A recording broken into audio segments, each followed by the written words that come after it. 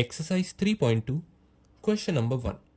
Find the value of other 5 trigonometric functions if cos of x is -1/2 and x lies in the third quadrant. तो अब हमारे पास यहाँ पर कुछ नई टर्म्स हैं. पहली टर्म है ट्रिग्नोमेट्रिक फंक्शंस और ये एक दूसरी टर्म है cos x और तीसरी टर्म है x lies in the third quadrant. तो क्वाड्रेंट. अब इन टर्म्स को हम पहले समझते हैं. सबसे पहले ट्रिग्नोमेट्रिक फंक्शंस. ट्रिग्नोमेट्रिक फंक्शंस क्या होते हैं? These are mathematical rules which connect the angles of a right triangle to the ratios of the side lengths.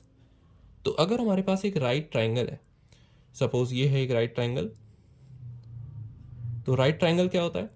जिसमें एक एंगल 90 डिग्री होता है, एक साइड परपेंडिकुलर होती है, उसकी लेंथ मैं मान लेता हूँ a है, ये क्या है परपेंडिकुलर, और एक बेस होता है जिसकी लेंथ मैं b मान लेता हूँ, ये है बेस, और एक हाइपोटेनस होता है जिसकी लेंथ में c मान लेता हूँ. तो longest side right angle triangle की हाइपोटेनस होती है और बेस और परपेंडिकुलर साइड्स होती हैं और एक एंगल 90 डिग्री होता है. अब मान लेते हैं इस ट्राइंगल में ये वाला एक एंगल है जिसकी वैल्यू मैंने मानी है थीटा. तो ट्रिग्नोमेट्रिक फंक्शंस क्या करते हैं कि वो साइड लेंथ्स के रेशियोज को किसी एक एंगल के साथ रिलेट करते हैं. तो सपोज वो एंगल मैंने माना ये थीटा. अब ट्रिग्नोमेट्रिक फंक्शंस होते हैं 6: sine, cos, tan, cot, sec and cosec. इनके फुल फॉर्म है sine, cosine, tangent, cotangent, secant and cosecant. अब ये तो सिर्फ वर्ड्स हैं. इसके आगे अगर हम एक एंगल लगा दें, साइन के साथ थीटा लगा दिया, कॉस के साथ थीटा, टेन के साथ थीटा, कॉट के साथ थीटा, सेक के साथ थीटा और कॉसेक के साथ थीटा. तो जिस तरीके से हम लिखते हैं कि function of x is equals to x square, ये एग्जाम्पल के लिए कुछ फंक्शन ऐसा रहता है तो फंक्शन को हम एफ से डिनोट करते हैं. सिमिलरली एफ की जगह यहाँ पर 6 डिफरेंट नेम्स हैं: sine, cos, tan, cot, sec and cosec, and these are functions of angles. अब ये जो एंगल के फंक्शंस हैं ये साइड लेंथ के रेशियोज से रिलेटेड रहते हैं. तो टोटल एक ट्राइंगल में कितनी पॉसिबल साइड लेंथ के रेशियोज हो सकते हैं? तो पहले अगर हम देखें कि परपेंडिकुलर साइड को मैं मान के चलता हूँ तो वो मैं या तो बेस से डिवाइड कर सकता हूँ या फिर हाइपोटेनस से. मतलब अगर परपेंडिकुलर को मैंने न्यूमरेटर में माना किसी रेशियो के, तो डिनोमिनेटर में या तो बेस आ सकता है या तो हाइपोटेनस आ सकती है, क्योंकि अगर परपेंडिकुलर को ही बेस में ले आएंगे तो वो तो वैल्यू 1 हो जाएगी, वो कुछ फंक्शन का मतलब ही नहीं रहेगा. तो 2 पॉसिबल वैल्यूज़ हैं परपेंडिकुलर को न्यूमरेटर में रखने पर. अब अगर मैं बेस को न्यूमरेटर में रख दूं तो भी अगेन 2 पॉसिबिलिटीज़ आएंगी कि या तो परपेंडिकुलर बेस में आ जाए या फिर मतलब परपेंडिकुलर या तो डिनोमिनेटर में आ जाए या फिर हाइपोटेनियस डिनोमिनेटर में आ जाए. और अगर मैं हाइपोटेनियस को न्यूमरेटर में रखूं तो भी 2 पॉसिबिलिटीज़ आएंगी कि या तो परपेंडिकुलर डिनोमिनेटर में आए या तो फिर बेस आए.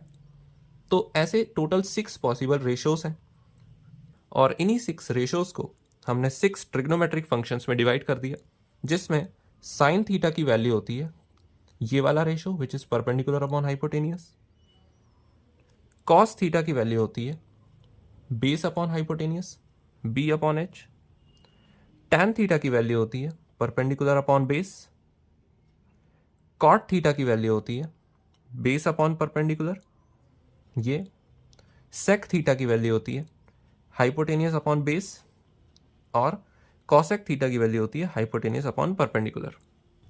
तो इन 6 पॉसिबल रेशियोज को हमने 6 ट्रिग्नोमेट्रिक फंक्शंस पे डिवाइड कर दिया. अब यहाँ ध्यान रखने वाली बात यह है कि ये वाला एंगल थीटा है, उस हिसाब से हमने ये सारे रेशियोज डिफाइन किए. मतलब इस थीटा के रेस्पेक्ट में ये सारे रेशियोज डिफाइंड है.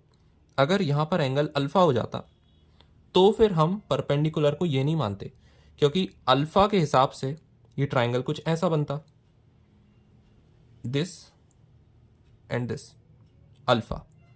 तो हमारी परपेंडिकुलर, मैंने इस ट्राइंगल को रोटेट अगर किया तो परपेंडिकुलर बन जाती ये बेस, मतलब बी हो जाता. हाइपोटेनस तो सेम ही रहती सी, लेकिन अब बेस बन जाता ए.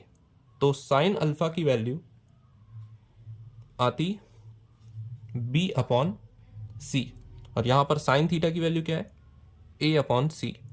तो एंगल चेंज होने पर ट्रिग्नोमेट्रिक रेशियोज चेंज हो सकते हैं, क्योंकि हम रेशियोज को एंगल के रेस्पेक्ट में फाइंड कर रहे हैं। अब ये जो 6 ट्रिग्नोमेट्रिक रेशियोज हैं, इनके बीच में एक रिलेशन होता है कि जो साइन थीटा है और कोसेक थीटा, ये दोनों एक दूसरे के इन्वर्स होते हैं। मतलब साइन एक्स, मान लेते हैं थीटा कोई भी एक्स वैल्यू है, यहाँ तो मैंने इस एग्जाम्पल को कंसीडर किया था, एक्स कोई भी एक रैंडम एंगल है, तो साइन एक्स की वैल्यू होती है 1/कोसेक एक्स। तो इसे हम देख भी सकते हैं कि साइन एक्स अगर परपेंडिकुलर अपॉन हाइपोटेन्यूस है तो इसका उल्टा कोसेक एक्स है। सिमिलरली कॉस एक्स जो है वो सेक एक्स का इन्वर्स होता है, तो 1/सेक एक्स इज कॉस एक्स। यहाँ पर b/h है, यहाँ पर h/b, और बचे क्या, tan और cot। तो tan x is inverse of cot x, क्योंकि ये परपेंडिकुलर अपॉन बेस है और ये बेस अपॉन परपेंडिकुलर। तो शुरुआत में इतनी बेसिक नॉलेज ट्रिग्नोमेट्रिक फंक्शंस के लिए सही है, और इस क्वेश्चन को सॉल्व करने के लिए इतना जानना काफ़ी है। अब हम दूसरी टर्म पर आते हैं कि x lies in the third quadrant. cos x की वैल्यू तो -1/2 दी है, इसे भी हम समझेंगे, लेकिन पहले हम ये देखते हैं कि x lies in third quadrant का क्या मतलब है। अब क्वाड्रेंट होते हैं कार्टेशियन प्लेन में। ये हमारे पास अगर कार्टेशियन प्लेन है, ये x है, ये -x, और ये y है, और ये है -y, ये सेंटर 0 है। तो किसी एंगल को मेजर करने के लिए हम कार्टेशियन प्लेन में by default anti clockwise rotation करते हैं। मतलब अगर किसी भी एंगल को हमें मेजर करना है तो हम एक्स एक्सिस की पॉजिटिव साइड से उसे मेजर करना शुरू करेंगे, देन एंटी क्लॉकवाइज हम पहले वाई एक्सिस पर जाएंगे +y पर, देन यहाँ से एंटी क्लॉकवाइज हम -x पर जाएंगे, देन यहाँ से एंटी क्लॉकवाइज हम -y पर जाएंगे, देन अगेन x पर आएंगे। तो इस तरीके से टोटल 360 डिग्री एंगल मेजर होता है। और अगर हमारे पास x दिया है थर्ड क्वाड्रेंट में, और x का मतलब यहाँ पर क्या है, एंगल है, तो ये तो नॉर्मल कार्टेशियन प्लेन हो गया जहाँ पर x का मतलब ये पॉइंट्स होता है। लेकिन अगर हम एंगल की बात करें तो इस कार्टेशियन प्लेन में ये जो क्वाड्रेंट है, इसका मतलब ये होता है कि ये फर्स्ट पोर्शन है, ये सेकंड पोर्शन, ये थर्ड पोर्शन, और ये फोर्थ पोर्शन, मतलब क्वाड्रेंट। ये फर्स्ट क्वाड्रेंट है, इतना रीजन, ये सेकंड क्वाड्रेंट है, ये थर्ड क्वाड्रेंट है, और ये फोर्थ क्वाड्रेंट है। तो क्योंकि हम एंगल को एंटी क्लॉकवाइज मेजर करते हैं और x यानी कि कॉस के अंदर जो एंगल लिखा है वो थर्ड क्वाड्रेंट में लाई करता है, तो हम थर्ड क्वाड्रेंट में x को कैसे मेजर करेंगे। यहाँ पर इस तरीके से x एंगल मेजर होगा। मान लेते हैं वो कुछ इतना एंगल है, तो सेंटर से हम एक लाइन ड्रॉ करेंगे और x एंगल मेजर करके इस लाइन को एक्सटेंड कर देंगे।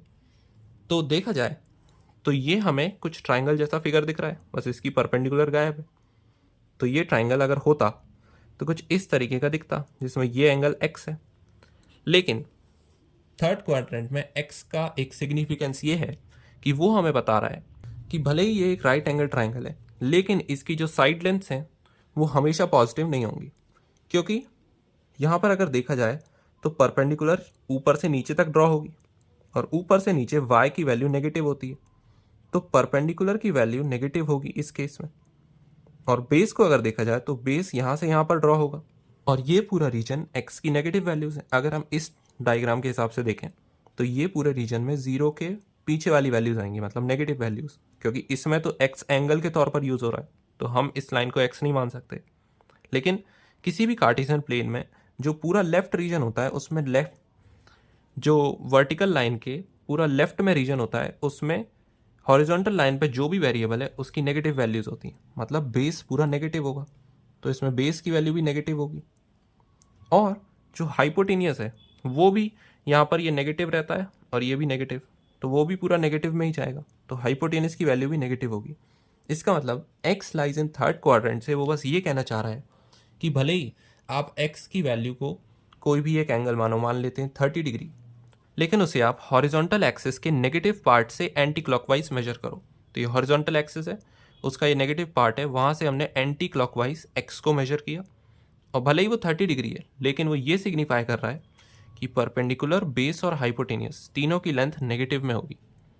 अब हमारे पास गिवन है कॉस एक्स की वैल्यू है -1/2। अब कॉस एक्स की वैल्यू होती क्या है? Base upon hypotenuse. तो अगर एक्स ये एंगल है, इसके हिसाब से बेस तो ये वाली लेंथ हुई। अब बेस लेंथ नेगेटिव गिवन है और हाइपोटेनियस की लेंथ भी नेगेटिव है, तो इसे हम लिख सकते हैं बेस अपॉन हाइपोटेनियस। लेकिन बेस नेगेटिव है तो यहाँ पर हम माइनस साइन लगा देंगे, और हाइपोटेनियस नेगेटिव है तो यहाँ पर भी हम माइनस साइन लगा देंगे। अब इस इक्वेशन को अगर मैं सॉल्व करूं तो बेस अपॉन हाइपोटेनियस की वैल्यू क्या आ जाएगी? ये माइनस माइनस तो कैंसिल आउट हो गया, ये आएगी -1/2। तो सिंपली हमारा जो ट्राइंगल फॉर्म हो रहा है इस तरीके का, एंटी क्लॉकवाइज एक्स मेजर्ड है, उसमें बेस की वैल्यू है -1 और हाइपोटेनियस की वैल्यू है 2। तो इस परपेंडिकुलर की वैल्यू क्या होगी? वो हम पाइथागोरियन थ्योरम से फाइंड कर सकते हैं, क्योंकि हमें पता है कि hypotenuse squared is perpendicular square plus base squared. तो perpendicular square will be hypotenuse squared minus base squared. So P will be equal to h square. h की वैल्यू है 2, 2 2 are 4 minus b squared. b की value है -1, तो -1 का square is 1, तो p की value आ जाएगी 3, मतलब p स्क्वायर की वैल्यू आ जाएगी 3, तो p की वैल्यू आएगी +-√3। अब इसमें से हमें कौन सी वैल्यू लेनी है? क्योंकि परपेंडिकुलर नेगेटिव है तो हमारी वैल्यू हो जाएगी -√3। अब cos x तो हमें गिवन था, हमें बचे हुए 5 ट्रिग्नोमेट्रिक फंक्शंस फाइंड करने थे। तो cos x को छोड़कर sin, tan, cot, sec और cosec हमें फाइंड करना है। तो सबसे पहले cos का जो उल्टा होता है sec, वो तो हम डायरेक्टली लिख ही सकते हैं कि sec x is nothing but 1/cos x। क्योंकि अगर इस इक्वेशन में देखें तो sec को इधर ले जाएं और cos को इधर, तो कुछ फर्क नहीं पड़ेगा। तो cos x की वैल्यू है -1/2, तो ये -1/2 हो जाएगा, और 2 ऊपर चला जाएगा तो ये हो जाएगा -2, क्योंकि 1/1 तो 1 ही होता है। 1 × -2 इज -2। sec x की वैल्यू हो गई -2। नाउ sin x की क्या वैल्यू होगी? sin x is perpendicular upon hypotenuse.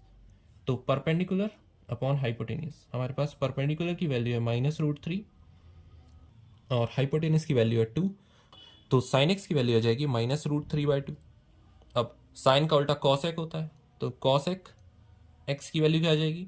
बस डिनोमिनेटर को न्यूमरेटर और न्यूमरेटर को डिनोमिनेटर से स्वैप करना है, तो -2/√3 आ जाएगी cosec x की वैल्यू। नाउ tan x होता है परपेंडिकुलर अपॉन बेस। अब परपेंडिकुलर की वैल्यू है -√3 और बेस की वैल्यू है -1, तो tan x की वैल्यू आ जाएगी √3, और tan x का उल्टा cot x होता है, तो cot x की वैल्यू आ जाएगी √3/1 लिख सकते हैं tan x को, तो 1 ऊपर जाएगा, √3 नीचे, तो ये हो जाएगी 1/√3। Therefore, the rest of the 5 trigonometric functions are these according to cos x is equal to -1/2, where x lies in the third quadrant. So, this is the answer of the given question.